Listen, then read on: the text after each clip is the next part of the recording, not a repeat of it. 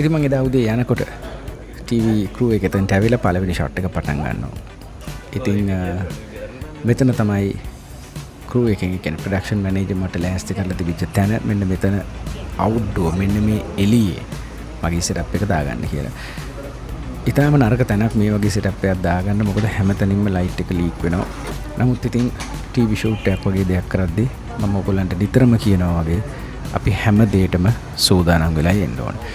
ඉතින් ඒ අතරතුර අපි උදෑසන ආහාරය ගත්තා. මොකද එතන තාම shot එක යනවා. ඉතින් මම ඇතුළට ගිහිල්ලා බැලුවා මොනකුත් මට ඇතුලේ තැනක් තියනවද මේ මගේ setup එක දාගන්න කියලා. කිසිම තැනක් නැහැ.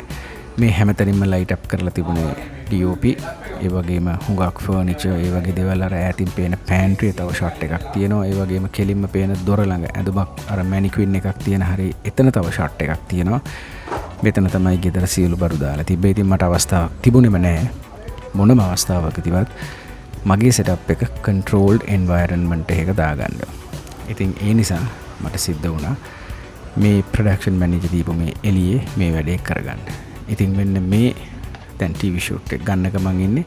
මම මෙතනට ඇවිල්ලා මමත් shot එකක් ගත්තා. මොකද මම නිතරම කරන දෙයක් තමයි මට යම් shot එකක් ගන්න පුළුවන් නම් on location මම මේක try කරනවා. මොකද මොන අවස්ථාවේදී මේක අපිට ප්‍රයෝජන වෙයිද කියන එක දන්නේ නැහැ. පුළුවන් තරම් data දෙන එක තමයි මගේ සාමාන්‍ය පුරුද්ද. මෙන්න මේ වගේ TV commercial එකකට ගියාම ඔයගොල්ලෝ දැක්කේ video truck එක. මේකේ තමයි video crew එකේ හුඟක් බඩු ගේන්නේ. මේ production එකට ආවේ මధుරිකයි ධනංජයයි. ඉතින් මේ catering department එකෙන් නිතරම මොනවම හරි refreshment එකක් ready කරලා තියෙනවා. මොකද උදෙන්ම crew එකෙන් හින්දා ඒගොල්ලන්ට තේ එකක් බිස්කට් එකක් උදේ කෑම හම්බ වෙනකන්. ඉතින් දැන් ෆ්‍රෙෂ් ෂොට් එක ඉවරයි. ඕගොල්ලන්ට පේනවා ඇති සම්පූර්ණ මේ ඒරියා එක ක්ලියර් වෙලා තියෙනවා. මෙන්න මෙතන තමයි මගේ ස්ටුඩියෝ සෙටප් එක දාගන්නේ. නමුත් මම රෙකමෙන්ඩ් කරන්නේ මේ වගේ වටින්ම ලයිට්ස් ලීක් වෙන තැනක මේ දේ කරන්න. අර මම මුලිනුත් ඒ දේ කිව්වා. නමුත් ඒ දේ මට කරන්න වෙනවා. මොකද මගේ ළඟ එච්චර ප්‍රමාණයක black cloths නැහැ. ඒක නිසා සෙටප් එක මෙතන දාගන්න. මේ වගේ solid equipment තිබුණ නැත්තම් heavy lights ඒ වගේම black cloths ඒ වගේ දේවල් දාගන්න බෑ. ඒක නිසා තමයි නිතරම professional බඩු පාවිච්චි කරන්නේ. ඉතින් මේ මගේ setup එකට අවශ්‍ය කරන බඩු ටික තමයි ඕගොල්ලෝ මේ දකින්නේ. මගේ මුළු ස්ටුඩියෝ එකම මෙතනට ගලවගෙන ඉන්න උනා. මොකද මට වෙන choice එකක් තිබුණේ නැහැ. මොකද client අවශ්‍ය වුණා සම්පූර්ණයෙන්ම ස්ටුඩියෝ situation එකම මගේ මේ shots ටික ගන්න. ඉතින් මම මේකටත් පාවිච්චි කරේ මගේ Elin Chrome 1000 lights. මේකට මම බැටරි පාවිච්චි කරන්න ගියේ නෑ. ඒ වගේම brown color පාවිච්චි කරන්න ගියේ නෑ. මොකද හුලං බදිනවා වැඩි. brown color වගේ modifier එකක් ඇතුළට හුලං බැදුවොත් ඒක අනිවාර්යයෙන්ම වැටෙනවා. හැමුණොත් ඒ light එක value එක මං හිතන්නේ ඒකක් හදන්න මෙහෙ කෙනෙක් ඉඳී හෝ එහෙම නැත්නම් ඒ damage එක severe වෙන හින්දා මම පුළුවන් තරම් safe modifiers තමයි මේ වගේ වැඩකදී පාවිච්චි කරන්නේ. කොහොම වුණත් මට high output එකක් දෙන්න ඕනේ. මොකද මෙතනින් එන tail light එක මම cut කරන්නම ඕනේ. ඒ කියන්නේ කොහොමද ඒක කරන්න කියලා කිව්වොත් ඕගලන්ට මම කියන්නම්.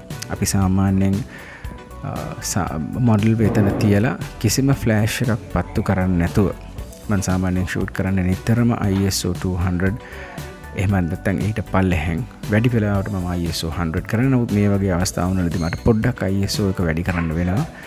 සමහරලාට අඩු කරන්න වෙන වෙලාවලුත් තියෙනවා. ඉතින් මේ වගේ outdoor situation එකකදී නම් මම සාමාන්‍යයෙන් 100ට වගේ යන්න තියෙන ප්‍රමාණය ඊට වැඩි.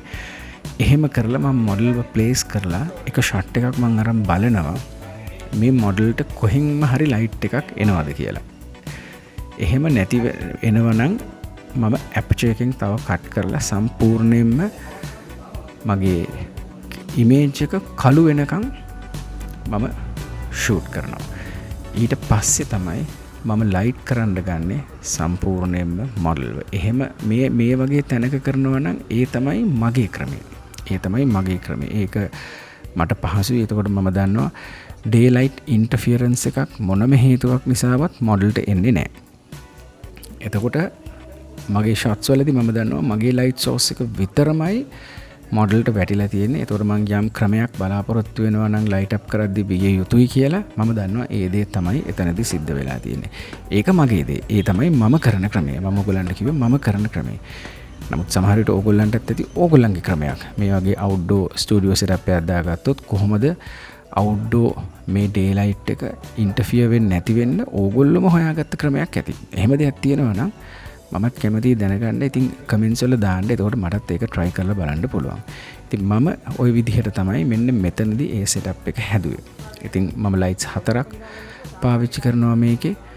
ඉතින් ලේසි උන්නේ මේකෙදි මම iWise කිසිම දෙයක් දාගන්න හදන්නේ නැහැ. මොකද TV crew එකත් එහෙට යනවා මෙහෙට යනවා හැම පැත්තටම දුවනවා modifiers වලින්. ඊටාම බොහොම සුළුවෙන් වැඩි හුලං බදන්නේ නැති octagons ඒ වගේ දේවල් තමයි මම පාවිච්චි කරන්නේ. ඒ වලටත් මම diffusers දානවා.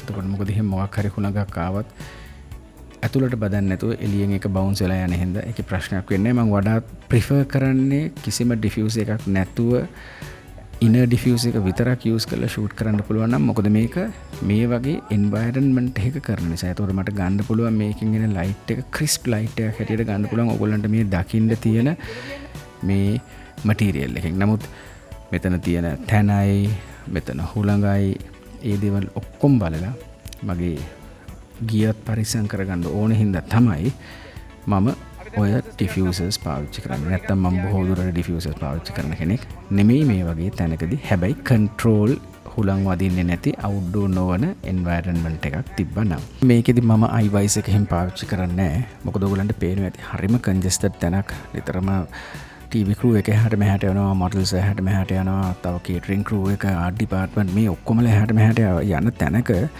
මේ වගේ තැනක ඒ වගේ දෙයක් දිගහැර ගන්න අවශ්‍ය වෙන්නේ නැහැ. මොකද අපිට දෙන කාලයත් ඉතාම සීමිතයි. ඉතින් මේකෙදි මම කරේ මගේ monitor එක පාවිච්චි කරපු එක විතරයි. ඉතින් available model ඒ ක්ෂණයකින් මම මෙතනට අරගෙන මෙතන මගේ TV situation එක කරා. ඔයගලන්ට පේනවා ඉතින් මම 4 light setup එකක් තමයි අද දැම්මේ. ඔය මම bounce board එකකින් මට එන light එක තමයි මම මේ cover කරගෙන තියෙන්නේ. ඒ වගේම මේ monitor එකෙන් තමයි client agency එක මම ගන්න shot එක බලන්නේ.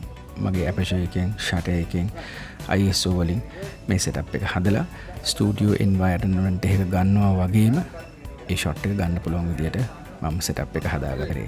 ඉතින් එන්නේ එහෙමයි මම එළිය setup එක දාගත්තේ. එළිය setup එක තියෙන ගමන් direct TV shot එක ගන්න ගමන් ඒගොල්ලන්ටත් අවහිරයක් නොවෙන්න මම මෙන්න මේ වගේ මැදින් ඇවිල්ලා ඒ වීඩියෝ shots උත් ගන්නවා. ඉතින් මේ තවත් sequence එකක ඉන්න model කෙනෙක් එයාවත් ගෙනල්ලා මම ඒ විදිහට shoot කරා.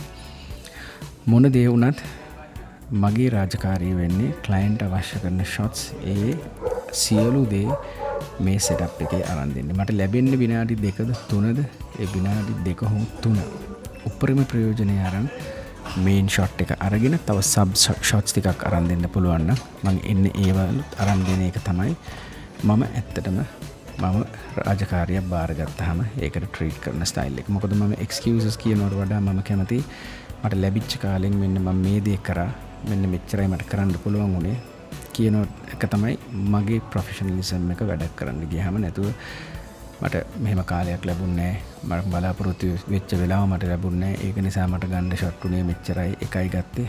ඒ වගේ දේවල් සාමාන්‍යයෙන් professional subject එකේදී නොකළ යුතුයි කියන එකයි මගේ අදහස. ඉතින් මම හිතනවා මේ DTV මම මේ කරපු මේ TV shoot එක ඇතුළත කරපු print shoot එක කරපු විදිහෙන් ඔයාලට යම් කිසි දෙයක් ඉගෙන ගන්න සහ දැනුවත් වෙන්න ඇති කියලා. ඉතින් ඕගොල්ලොත් මේ වගේ දේවල් කරලා තියෙනවා නම් ඕගොල්ලොත් මොන හරි අලුත් ටෙක්නික් එකක් පාවිච්චි කරලා තියෙනවා නම් ඒ වගේම ඕගොල්ලන්ගේ දැනුමක් මේකේ තියෙනවා නම් පල්ලෙහා කමෙන්ට්ස් වල දාන්න. මමත් හරි කැමතියි ඕගොල්ලන්ගෙනුත් යම් කිසි දෙයක් ඉගෙනගෙන ඕගොල්ලන්ටත් යම් කිසි දෙයක් දෙන ගමන් මම ඒ දේවල් මගේ ඊළඟ ෂූට් එකේදී try කරලා බලන්න. ඉතින් මම හිතනවා මේ එපිසෝඩ් එකකින් ඔයගොල්ලෝ යම් කිසි දෙයක් ඉගෙන ගන්න ඇති. මේ වගේ මම තවත් එපිසෝඩ් එකක් ඔයගොල්ලන්ට අරන් එන්නම් තව ඉන්ට්‍රෙස්ටිං ෂූට් එකක් තිබ්බොත්. ඉතින් behind the shoot with Saliya වැඩසටහනෙන් මම ඔබෙන් සමුගන්නවා. ඔබ සැමට සුබ දවසක්.